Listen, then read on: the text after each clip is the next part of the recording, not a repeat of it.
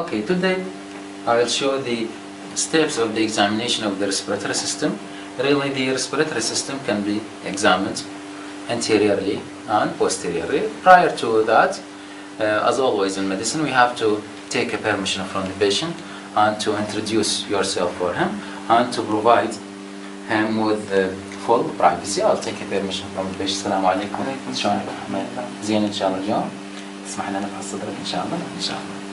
Okay, before that really, before the examination of the chest, one should take a look at the anatomical landmarks of the chest. These are very important because all the clinical data, all the clinical findings are related to these points, and even your presentation will depend upon some of these points. I'll show you some of these points, and you have to keep in your mind that we have 7 points and we have 7 lines. I'll show you first of all the lines. Really at the mid-sternum, this is mid-sternal line. This is one. At the mid of the clavicle, mid-clavicular line. Anterior in the axilla, this is anterior axillary line. In the mid, this is medial axillary line, and this is the posterior axillary line. From the back, we can see that we have 2 additional imaginary lines. First one is the scapular line here, and the last one is the vertebral line here. So we have 7 lines: vertebral, scapular, posterior, mid, anterior axillary, mid-clavicular, and mid-sternal. These are the 7 lines. Let's talk about the 7 anatomical landmarks point. First of all, we have to know that about 5 cm from the suprasternal notch, we have a prominence here, which is really a joint between manubrium sterni and body of the sternum, which correspond to the second rib bilaterally. We can count really the rib from above or the ribs below, and we can show our clinical data with the use of this angle. Other important landmark point is the apices of the lung. As we see here, this is the clavicle.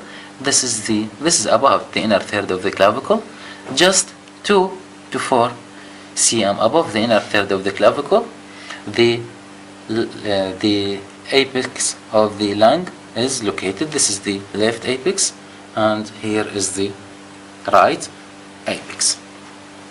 After that, the third point, important anatomical landmark point, is where the lower border of the lung is located. Really, if we count from here, second intercostal space, third, fourth, fifth, and this is the 6th. Really, in the 6th rib, here is the lower border of the lung. The lower border of the lung in the axilla is located at the 8th rib, while posteriorly the lower border of the rib is located at T10. How can, for the candidate or for the examiner, calculate the vertebra, and how can we know that this is or here is the T10? We can really slightly flex the neck of the patient. The prominence, this is the prominence. The prominence here is C7. Spinous process here is the C7. Another spinous process below which sometimes apparent is T1. So this is T1, 2, 3, 4, 5, 6, 7, 8, 9, and this is 10. So this is the lower border of the lung. These lines are very important, the lower border and the apex, because percussion or auscultation should not exceed this line. Another possible landmark from the back is the 12th rib. Really, the lowermost part in the back, this is the lowermost part. The bone of prominence here is the 12th rib. One can count here 2 above, and we can show our clinical data according to this rib. After that, really, we can also count according to the inferior angle of the scapula. Really, this is the inferior angle of the scapula. Inferior angle of the scapula is located at the rib number 7 or intercostal space number 7. We can also count from there. The last anatomical point is the T4 here and the sternal angle anteriorly. These correspond to the bifurcation of the trachea. Okay, this is the last 7 points, and we had also described the lines. So these are the 7 anatomical landmarks, lines, and 7 anatomical landmark points. Really, I'll start with the examination of the anterior chest. I'll show you the way how to examine the chest anteriorly, how to inspect for. First of all, you have to stand at the end of the bed and to look directly at the patient, keeping in your mind the symmetry of the chest, the shape of the chest, expansion of the chest, pattern of movement, whether the patient is dyspneic or not, and any heard sounds, and lastly to stand beside the patient and to repeat these issues with yourself and to count the respiratory rate. Really, during the examination of the respiratory rate, just make the patient think that you are going to check the radial pulse, while you are in reality check for the respiratory rate, the breathing cycle. This will withdraw the attention of the patient and make him more relaxed. Okay, we can count the respiratory rate. Last point in the inspection is to check the texture of the chest. Really, from the start, the chest of the patient should be symmetrical. That's to say, each half from the chest is similar to contralateral half. Shape of the chest should be bilaterally symmetrical, elliptical in a cross section.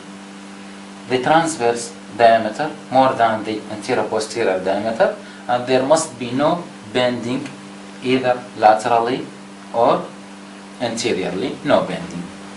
This is the normal shape. Abnormal shape may take the form of funnel chest, pigeon chest, barrel chest, and a variety of other abnormality in the form of scoliosis, kyphosis, or kyphoscoliosis. Really, let's take a look at the pattern of breathing. Normally, in the male, the abdomen or the pattern of breathing is mainly abdominal. It is abdominothoracic, but it's mainly abdominal. One can take a look at the abdomen and see that the abdomen is smoothly expanding with each inspiration and fall, descend with each expiration. This is normal. Okay, this is the normal. While in female, no, the reverse. Mostly in most female, the reverse is true. That's to say, they rely on their chest or thoracic muscles more for the expiration, for the inspiration, for the respiration in general. Other abnormality in the pattern of breathing, in anxiety, for example, we may see a fast, deep breathing. In patients who had acidosis, we may see that there is rapid and sighing breathings, what we call the cosmal breathing, and we have to know the causes of that. Chinese tox breathing is another abnormality in the pattern of breathing, in which there is alternating period between apnea and hyperapnea. And one should also take a look or listen for the expiratory phase of respiration, because patients who had COPD or those who had asthma may have a prolongation in the expiratory, in their expiratory phase. Lastly, when the patient is in supine position, one should take a look at the abdomen again.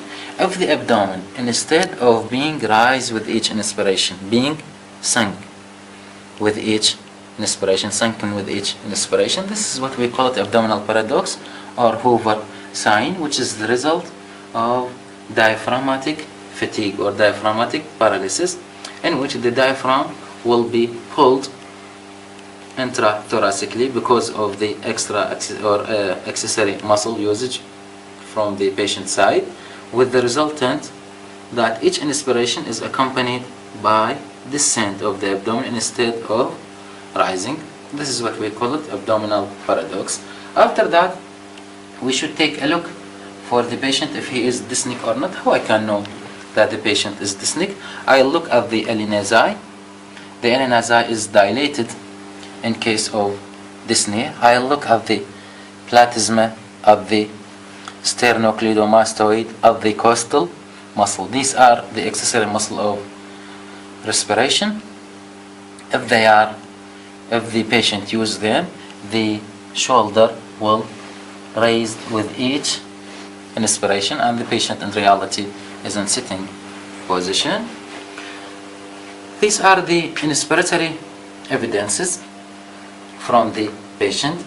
Really, with the inspiration also, we will see that the cricoid cartilage is descended more than usual, and this is what we call tracheal tag, and I'll talk about it just a few moments later. All these issues are the inspiratory evidences. What are the expiratory evidences? Expiratory evidences also, I'll take a look at the mouth of the patient. Patient who is severely dyspneic may breathe with what we call it the pursed breathing. That's to say, he is closing his mouth and exhale, breathing just from small opening from his mouth. This is really helpful for him in making the intrathoracic pressure is positive and in helping the accessory muscle of respiration. This is one of the expiratory evidence. Other expiratory evidence that the patient is in sitting position, in standing position, or even he may grasping the end of the bed. This posture is used to stabilize the shoulder girdle and to help him in respiration, and this posture is called tripod posture. These are the inspiratory and expiratory evidences of dyspnea.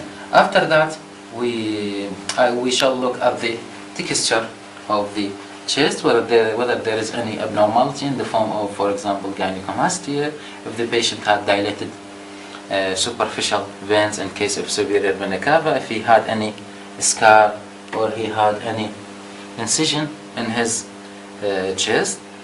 And really we should listen again for any added or any sounds obtained from the patient. This sound may take the form of wheeze, may take the form of stridor, or the patient's voice is hoarse. Patient voice is hoarse.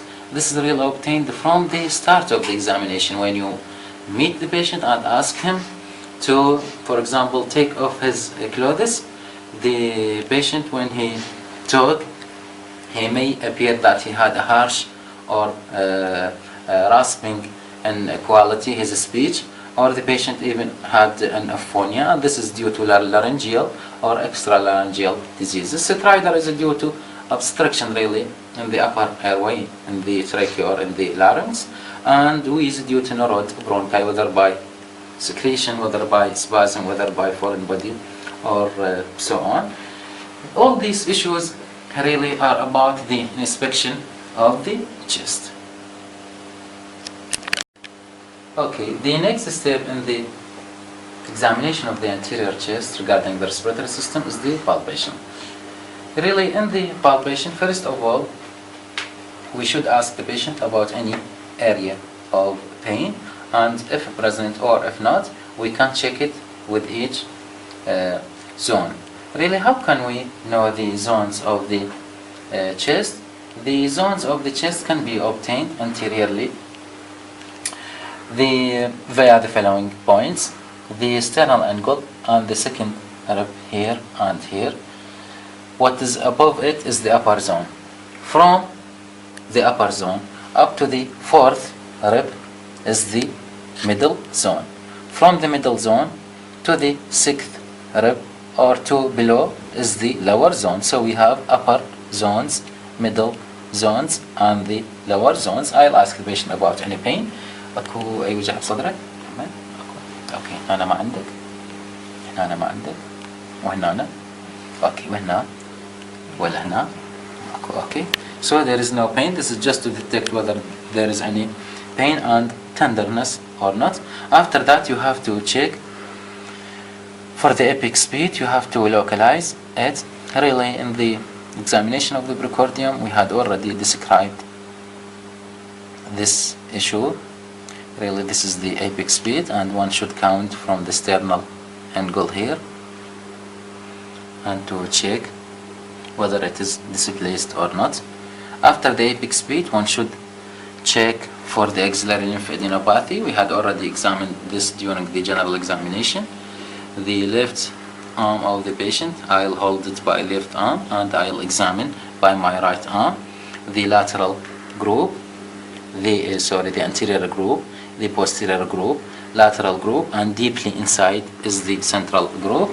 The same thing I can apply it also, or should be applied anteriorly, checking for the right side, checking for the anterior group, posterior group, lateral and central group.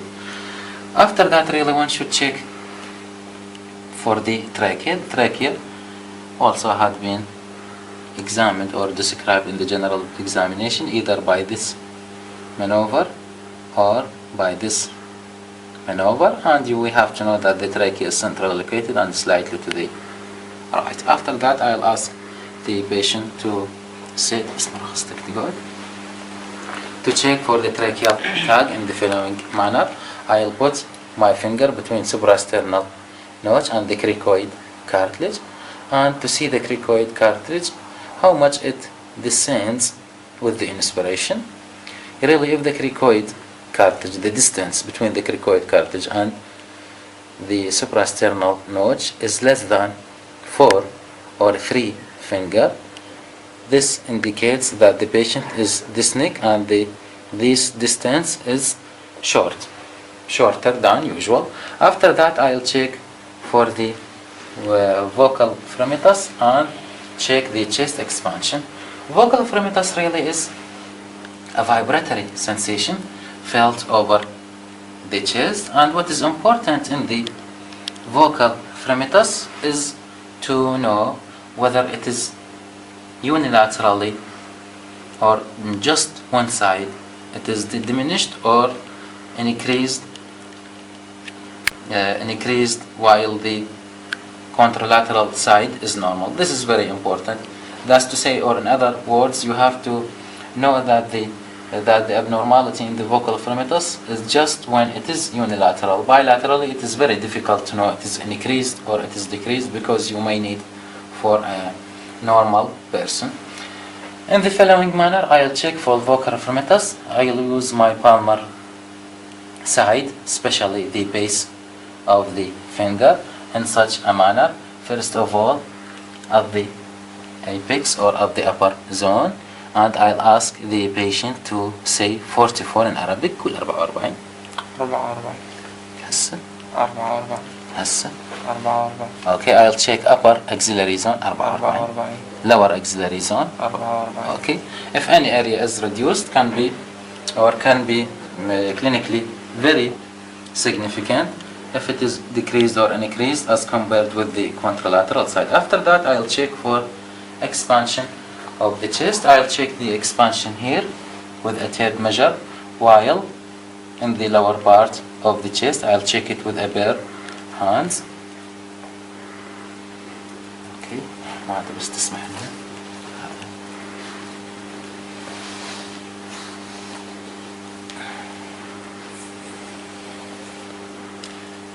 هسه دب النفس، حيل دب النفس. اوكي، خذ نفس كلش قوي. عشت ايدك. اوكي، على راحتك تنفس، على راحتك. Okay, so we obtained 101, while at the expansion it was 93. ذب النفس، ذب حيل حيل حيل. Okay, it was 93. So the difference between expansion, between the expiration and inspiration is 8 cm, which is the normal. Normally the expansion should be more than 8 cm. It is about more than 5 cm. It is about 5 to 8 cm. If it is less than 5 cm, it's probably abnormal. While if the chest is expanding less than 2 cm, it is definitely abnormal. After that, I'll check for the chest expansion also at the lower part of the chest by using my both hand. I put it at the lower part of the chest and approximating my thumbs in the midline slightly above the chest of the patient, and I'll ask him to expire and then to inspire. دب نفس دب عافية. هسه خذ نفس كلش قوي. هاي عشتي دب. So then we can measure this area from here to here. It is also about 7 to 8 cm, which is normal. Really, this is about the chest expansion. One should also, in the chest expansion, one should look at the expansion, whether there is unilateral or bilateral decrease in the chest expansion. Really, all these issues is about the palpation of the chest. Really, the third step in the examination of the anterior chest is percussion. Let's know the technique of percussion. The technique of percussion in the following way. First of all, find an intercostal space and then put your middle finger, which is the pleximeter, and then strike the middle phalanx in the following way. Okay, this is about the technique of percussion. Really, in the examination of the anterior chest, first of all we have to percuss both lung apices. As we have learned, the left apex or right apex extend about 2 to 4 centimeter from the inner third of the clavicle. So we have to start here, put your middle finger just like this, and then percuss. Compare it with the contralateral side. In the clavicle we have an exception here, that the percussion should be performed without pleximeter in the following manner. And then we have to percuss up to the 6th rib in the following manner also.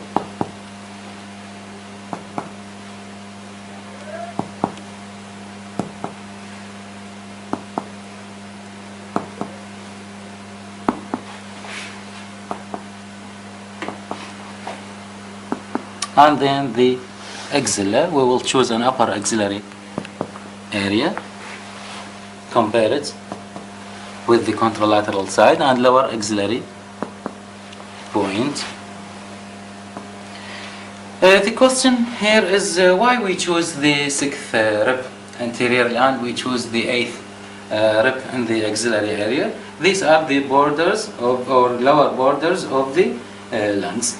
In the percussion, you have to know that the percussion notes are or should be resonant in nature all over the chest, except the hepatic and the cardiac dullness. The liver dullness usually start from the 5th intercostal space downward.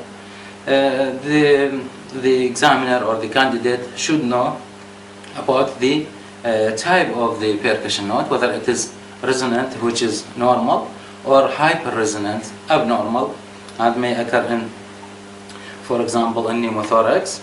And we have to know other abnormality in the tone in case of dullness. For example, an underlying cause should elicit an underlying cause of fibrosis, consolidation, collapse, and if we have stony dullness percussion note, stony dullness percussion note may occur in patient with pleural effusion. All these issues and skill are about the percussion of the chest. The last step in the chest examination anteriorly is the auscultation. As we have learned, the stethoscope consists of a proximal part, which are the earpieces, and distal part, which is the diaphragm and bell. Some suggest to auscultate the chest with the bell, but the traditional way is to auscultate with the diaphragm. We have a few points should tell the patient about them. First of all, I should tell the patient that he should take and exhale and inspire a breath from his mouth rather than the nose. Not so fast and not so slow, not so deep. And during the auscultation, you have to auscultate the areas in the anterior chest and in the axilla, and try to avoid 2 to 3 centimeter from the midline. And as we have learned in the percussion, the lower chest border should be the 6th rib anteriorly and the 8th rib in the axilla, because as we know, these are the border or lower borders of the lung, below which we will have the diaphragm and the abdominal content, in which the breath sound may be altered, or there may be even bowel sound. In the following way, I'll direct the stethoscope anteriorly, the earpieces, so as to fit properly with my external auditory meatus in such a way, and I'll tell the patient about these instructions. بس حماد هسه حاليا راح أشيك صدرك بالسماعة. أريدك تاخذ نفس وذبة من حلقك، مو من خشمك، مو كل السريع ولا كلش بطيء، بحالتك الاعتيادية بس شوية أكثر منها، ومن أقول لك أنا أوكي تقدر شوية تدير إنه وجهك هيك عشتيده. First of all, I'll auscultate over the apices. هسه خذ نفس وذبة قوي.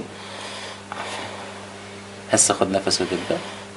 بعد عشتيدك. بعد بعد بعد بعد بعد بعد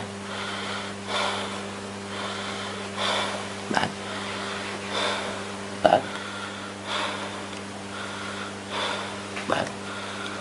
After that, once you finish the auscultation, you have to check for vocal resonance. It is as the same as the vocal affirmatus, with the exception that here we will use the stethoscope instead of the palmar surface of both hands in the following way.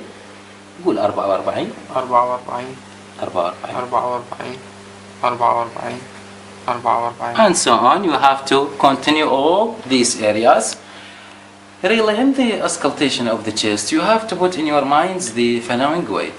That's to say, you have to present your finding in the following manner. First of all, you have to know whether the air entry in both lungs are good, poor, or reduced. This is one. Second, you have to check the breath sounds, whether it is vesicular or bronchial or vesicular breathing with a prolonged expiratory phase.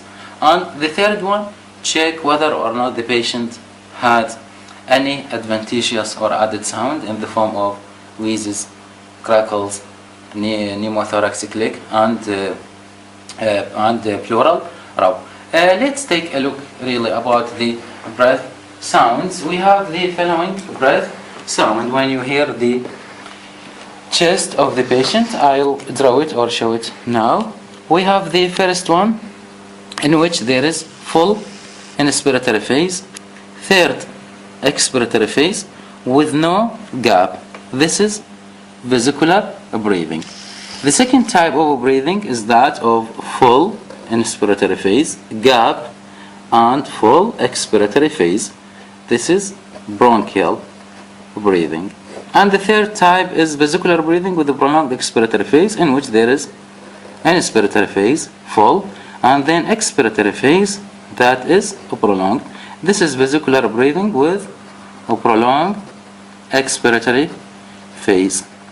This usually occurs in COPD and asthma. Bronchial breathing occurs, for example, in patient with fibrosis, consolidation, collapse, and this should be the normal breath sounds over all the lung tissues. Really, when you hear an added sound, you have to check the following issues. First of all, if you had an added sound in the form of crackles, you have to check whether the crackles are inspiratory or biphasic. If it is inspiratory, you have to check whether it is early inspiratory, middle inspiratory or late inspiratory. Early inspiratory, for example, occur in patient with bronchiolitis, while a patient with pulmonary edema may develop middle inspiratory phase crackles, while those who develop late inspiratory crackles may have, for example, lung cavities, lung abscess, lung fibrosis. Those who have coarse crepitation or coarse crackles may have bronchiectasis, for example. Once you detect a crackles, you have to put your stethoscope upon the chest and ask the patient to cough, because sometimes at the lung apices, crackles, fine crackles are normal. This is all about the crackles. About the wheezes, once you check the wheeze, you have to know the mechanism of the origin of wheeze. This is one. You have to know about it, the pathophysiology, and then you have to check whether the wheezes are inspiratory, expiratory, or biphasic. This is one. Second, you have to check whether the wheezes is polyphonic or monophonic. That's to say, having just single type of tone or variable types or variable tones, what we call it polyphonic. This is two. The third one, you have to check whether the wheezes are altered with the coughing or not. And then about the wheeze, you have to know whether it is high-pitched or low-pitched wheeze.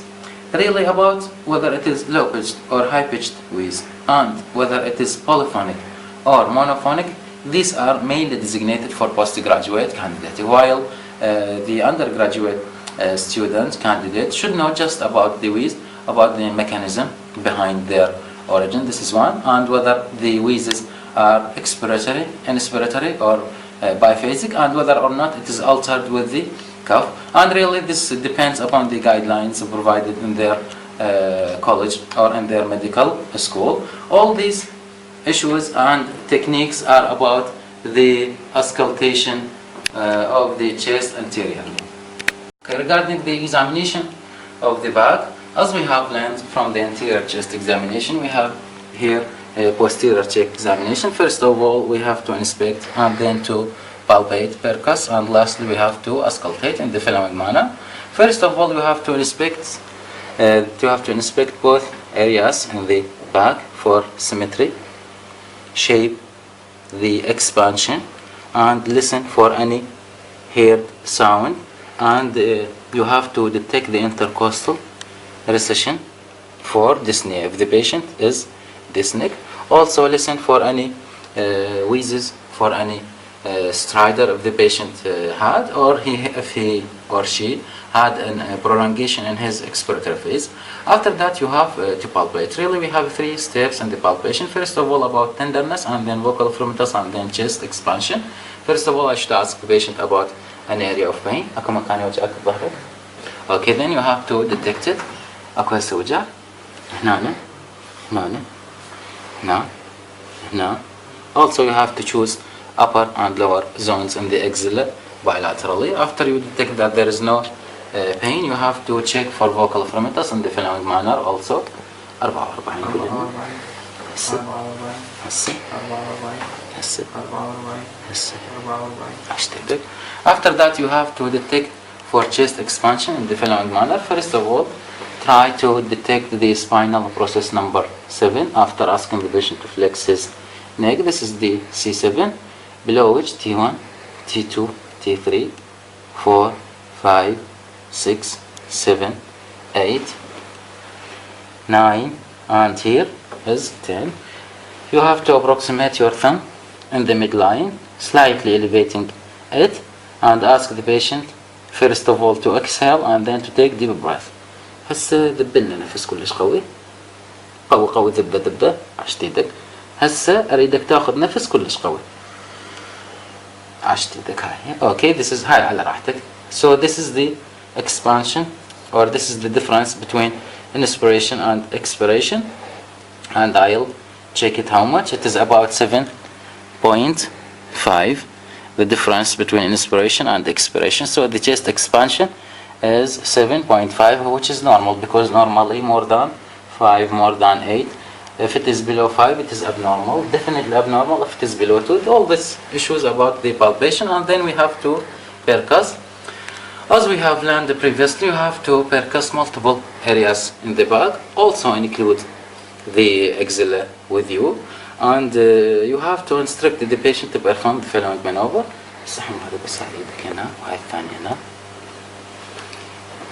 And you have to percuss in the intercostal space multiple areas. The percussion note should not extend beyond T10 because T10 is the lower borders of the lung. After that you have to detect upper axilla and then lower axillary areas or lower axillary zones.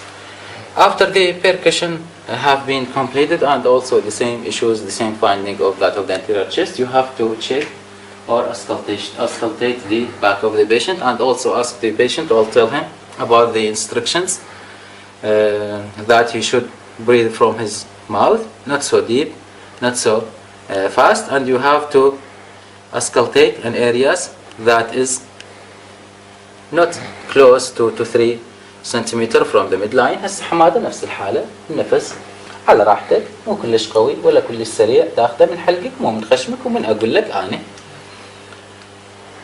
نفس بعد بعد بعد بعد بعد بعد قوي قوي بعد قوي بعد بعد.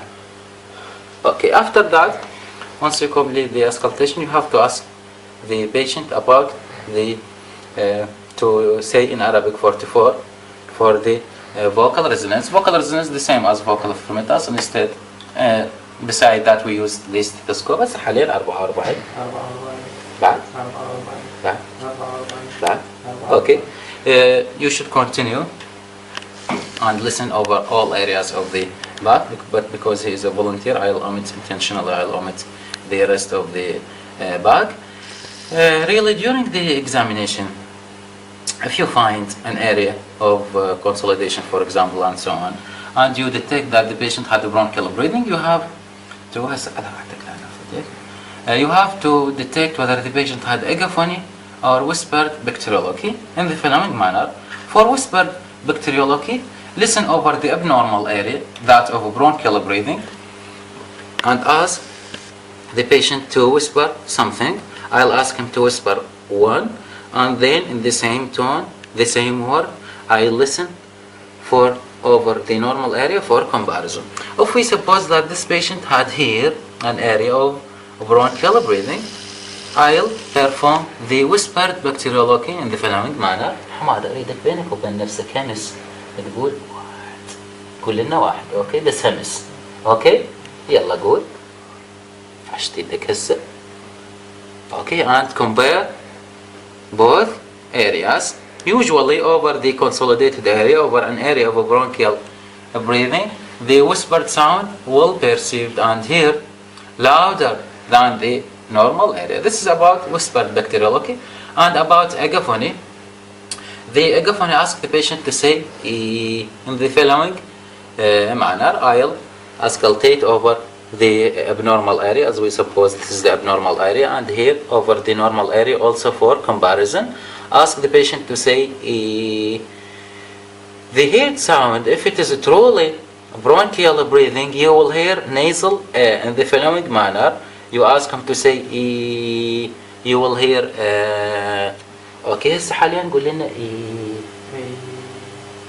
بعد. Okay, you have to compare between these two areas. This is about agaphony and whispered bacteriology. What is there to us from the back? Sometimes the examination committee asks you about the diaphragmatic excursion. Diaphragmatic excursion is performed in the following manner. You have to percuss from above the chest, from the back of the chest downward on the right side, because this is the site of the liver here. First of all, ask the patient to exhale breath.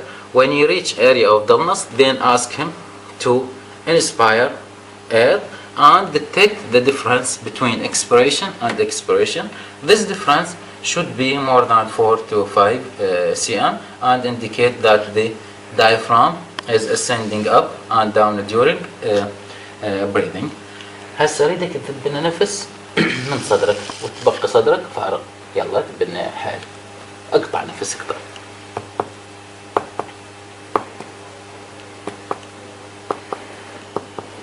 اوكي this is an area of dumbness. هسه اخذ نفس كلش قوي وحبسه بصدرك. Became resonant. Now it is dumbness. So the difference is that على راحتك هسه خذ وطي نفس. It is 7 centimeter between inspiration and expiration, and this is the diaphragmatic excursion. Really, you have to present your finding according to the zones and according to the lobes of the lung. How we can know the zones of the lung? From the back, we have upper zone extending above the T4, and we have middle zone extending from T4 to T7, and we have lower zone from T7 and below. In the axilla, you have to choose an upper axillary zone and lower axillary zone. In the anterior chest, we have the following zone. The upper zone extending above the sternal angle or second intercostal space or second rib. Above it, this is upper zone. Below which is the middle zone up to the fourth intercostal space. Below the fourth intercostal space is the lower zone. So we have upper zones, middle zones and lower zones. Really, this method is not so accurate. It's just for a clinical presentation of finding. We have to know the other more accurate method, which is presentation according to the lobe. From the T1 or C7, sorry, C7 spinous process. Here is T1, T2, T3. From here, a string is extending from the back, crossing the axilla, crossing the axilla from here, if we follow this line, from here, and then approaches the sixth rib anteriorly. This string will divide the lung into lower lobes and upper lobes. This is with respect to the left lung. In the right lung, when this string extending from T3 up to extending from here, from T3, crossing the axilla into the sixth rib here, this will classify the right lung into lower lobes and here the upper and middle lobes. How we can know the upper and middle lobes? Really, from the fourth rib, you have to have an imaginary line from the fourth rib into the fifth rib in the mid-axillary area. This line from here to here, from the fourth rib anteriorly into the fifth rib in the mid-axillary area, will classify the anterior, will classify the right lung into upper lobe, middle lobes. So in the right we have upper lobes, middle lobe and lower lobe, while in the left we have lower lobe and upper lobe. These strings are called oblique fissure, the large string one. In the right we have the horizontal fissure. All these about the examination of the chest from anterior view and from posterior view, and I am greatly thankful for your listening.